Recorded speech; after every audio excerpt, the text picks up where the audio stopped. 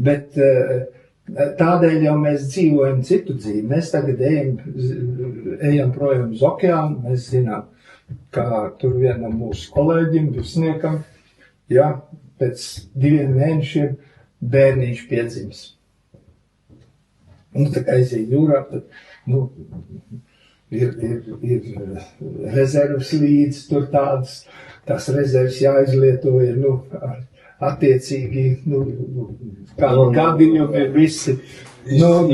Tagad, bet tā vajag un viss.